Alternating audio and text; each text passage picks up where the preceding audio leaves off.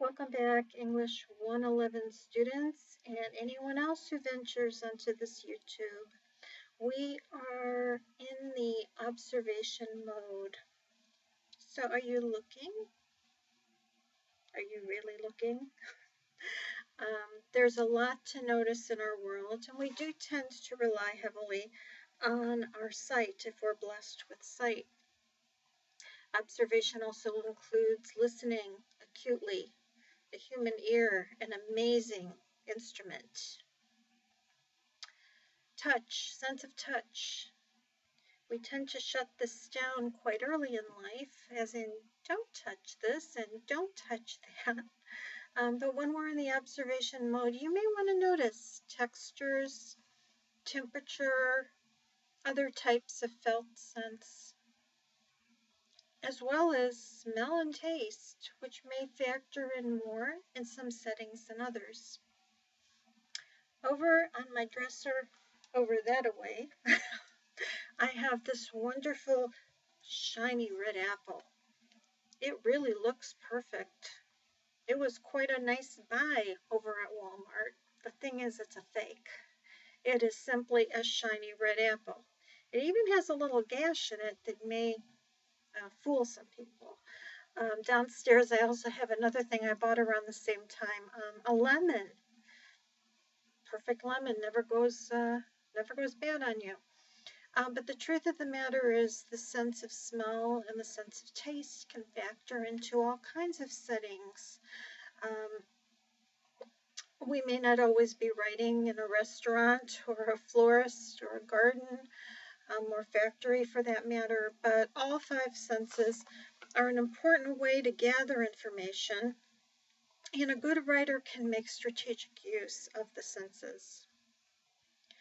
When we write our first major paper, which I call several different things, I call it the descriptive paper, I call it the observational paper, I call it the environmental profile. Regardless of what we call it, whenever we go into a setting with an eye toward observation, there is going to be an infiltration of so much to look at, listen to, touch, taste, smell to varying degrees. There's a point where you want to open up to all these details, and then there's a point where you're going to want to be selective about the details. It may sound paradoxical.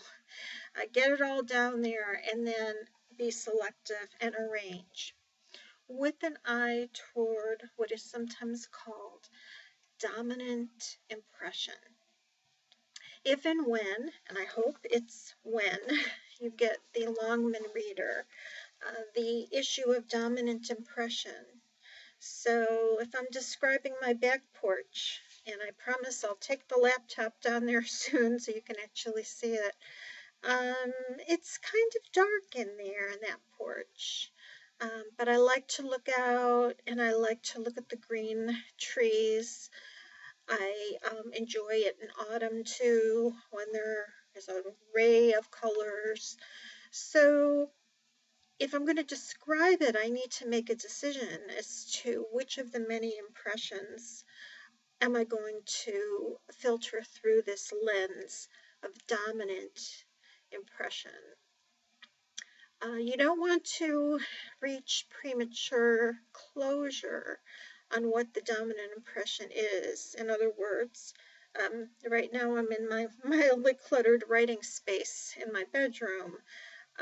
If I begin describing it as this beautiful color-coded, color-coordinated bedroom, and it turns out it's a bit chaotic here, you want to be able to tell the truth about the dominant impression and to select and arrange the relevant details in a way that the reader begins to feel like she or he is experiencing the scene as well.